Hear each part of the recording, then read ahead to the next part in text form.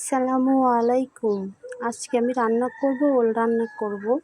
আমরা যেভাবে গ্রামের মানুষ রান্না করি ওল, সেভাবে রান্না করব। প্রথমে গরম পানিতে ঢেলে দিলাম।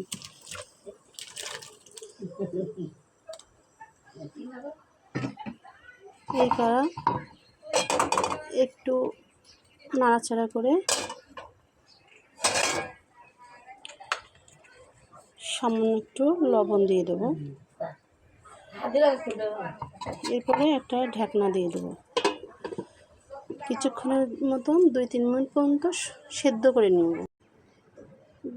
রান্না করার জন্য আমি গোটা ধনিয়া নিলাম, বাড়া পাটায় নিয়ে নিলাম গোটা জিরা।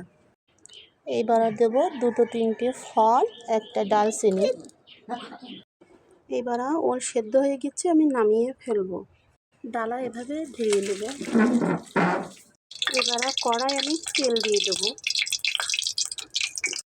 পেঁয়াজ কুচি দেবো। পেঁয়াজগুলো আমি ভালোভাবে নাড়াচাড়া করে দেবো। এরপরে আমি চিংড়ি মাছ আর কাঁচা লঙ্কা দিই। এগুলো ভালোভাবে নাড়াচাড়া করে যে মশলাগুলো বাটা ছিল এগুলো আমি এর মধ্যে ঢেলে দেবো।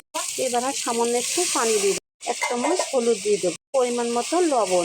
এরপরে দিয়ে দেবো শুকনো লঙ্কার গুঁড়ো। এবার আমি সেদ্ধ করা ওলগুলো ঢেলে দিলাম।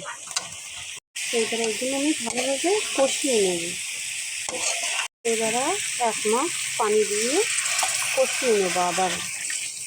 এইবার তরকারি কষানো হয়ে গেছে, আমি পরিমাণ মতো পানি দিয়ে দেবো।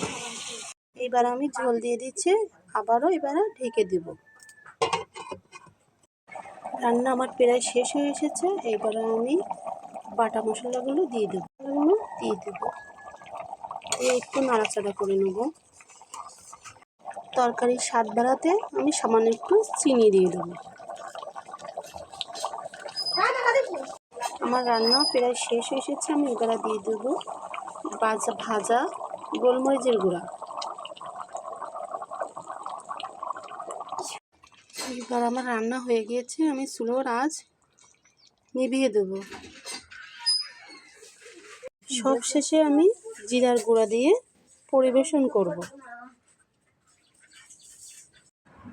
এইবার গরম গরম ভাত দিয়ে ওল রান্না করা খুব মজা লাগে।